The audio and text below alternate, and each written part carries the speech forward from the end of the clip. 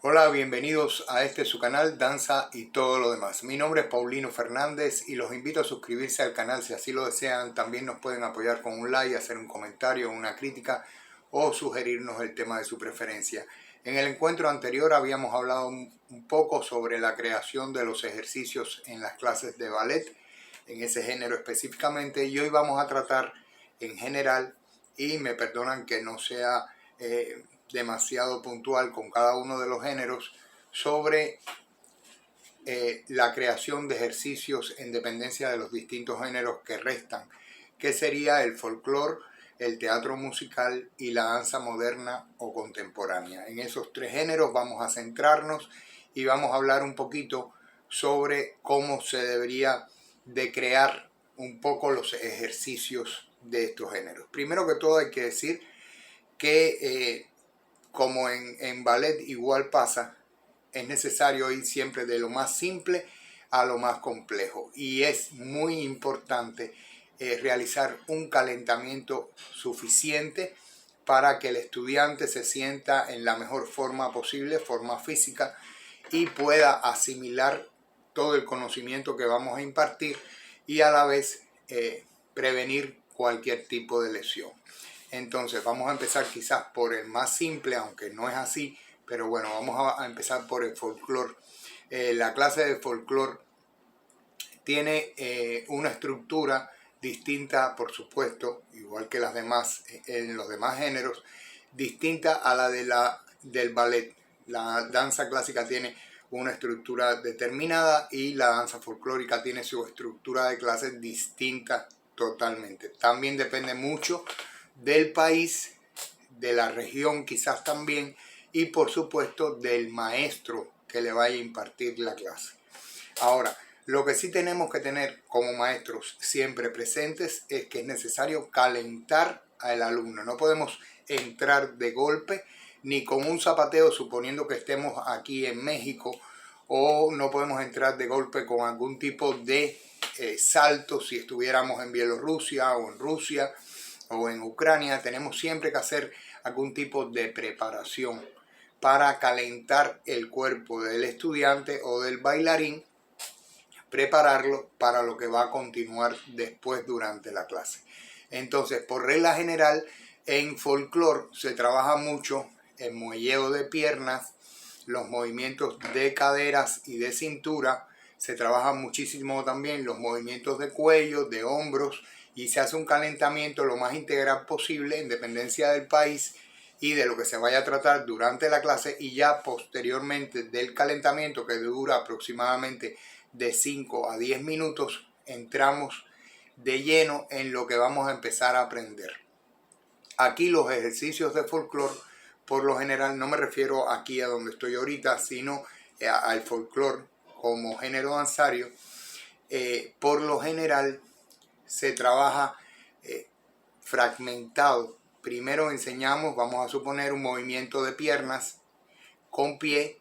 Después vamos a trabajar ese mismo movimiento de piernas y pie agregando los brazos, y posteriormente, si tenemos algún aditamento, agregamos el aditamento y los movimientos de cabeza. Así se va evolucionando un mismo movimiento a llevarlo a la perfección o a lo que estamos buscando después mostrar en un teatro. También dentro del folclore es como parte de la clase, eso sería, vamos a llamarlo así, el inicio de la clase después del calentamiento. Después se van montando coreografías. Con los pasos que vamos aprendiendo se van montando coreografías. Algo totalmente distinto con el ballet, que se hacen variaciones quizás al final de alguna clase, pero no necesariamente tienen que ser coreografías que después se vayan a poner en un escenario, sino simple y llanamente se va complejizando los grandes movimientos como según la óptica del maestro, sin necesidad de que eso vaya a ser una coreografía. En el caso de folclore no, en el caso de folclore se logra ensamblar mucho mejor este tipo de acción y se logran hacer coreografías que después pueden llevarse a escena. En el caso del teatro musical es algo un poco diferente. ¿Por qué? Pues bueno, por lo que hemos hablado de lo que es el teatro musical. En el teatro musical el bailarín tiene que ser muy versátil, tiene que saber folclore, tiene que saber ballet, tiene que saber danza moderna, tiene que saber todo tipo de ritmo popular o actual de distintos países. Entonces, por ese motivo es muy peculiar, diría yo, que en el teatro musical se use más de un tipo de clases para hacer el entrenamiento tanto de un estudiante como de un bailarín profesional. Quiere decir que vamos a ver que el entrenamiento, mientras el entrenamiento de ballet clásico en toda la semana, todos los días se toma clase de ballet, y en el entrenamiento de folclore se da clase de folclore de forma cotidiana, día a día. En el entrenamiento de teatro musical es muy común que un día se tome clase de ballet, que un día se tome clase de contemporáneo o de danza moderna, que otro día se tome clase de folclore, y hay muchos híbridos, distintos tipos de híbridos de clases donde se conjugan el ballet, el folclore, la danza contemporánea, y se toman también este tipo de clases. Entonces, el teatro musical es un poco más heterogéneo, no es tan homogéneo como el ballet clásico a la hora de la creación de ejercicios dentro de las distintas clases que se vayan a tomar. Y en el caso de la danza contemporánea o danza moderna está en dependencia de la escuela, cómo se comience la clase. Hay clases que comienzan en barra, como si fuera, no exactamente igual, por supuesto, salvando las distancias, pero hay clases que comienzan en barra, hay clases que comienzan en el piso, y hay clases que comienzan en el centro, pero son muy específicas de la escuela de danza moderna en la que provenga la danza contemporánea que se esté realizando según el maestro. Entonces ahí vemos, o pienso que está la generalidad de la forma de crear los ejercicios. Ahora, ¿qué es lo más importante tanto para un maestro de folclore como para un maestro de teatro musical, como para un maestro de danza moderna o contemporánea, como usted quiera decirle? Lo más importante es, antes de comenzar, hacernos de una libretita y escoger nuestras músicas, así sea moderna, así sea folclórica, así sea de teatro musical. Siempre es muy bueno haber hecho una preselección de números que vamos a utilizar para realizar los distintos ejercicios dentro de nuestra clase. Debemos de saberlos contar. Por eso les digo que es muy importante, sumamente importante, no solamente para los subgéneros, sino también para los géneros danzarios, que los maestros sepan por lo menos un mínimo de elementos musicales, que tengan buen oído musical. Eso los va a ayudar muchísimo a la hora de poder crear un ejercicio. Además de, por supuesto, leer mucho, observar mucho a los demás, porque eso ayuda también indiscutiblemente. Y todos empezamos imitando a alguien. Después vamos a ir creando nuestro propio sello, nuestra propia forma de crear ejercicios, pero debemos, no es nada malo, al comienzo sobre todo tratar de imitar a alguien que sabe más que nosotros y que hemos tenido por suerte dentro de nuestro currículum como maestro. Entonces no es nada malo que lo empecemos a imitar, y ya posteriormente vamos a ir teniendo el intelecto suficiente como para crear nosotros a nuestra propia forma los ejercicios necesarios para nuestros alumnos. Pero eso sí, es sumamente importante saber contar la música.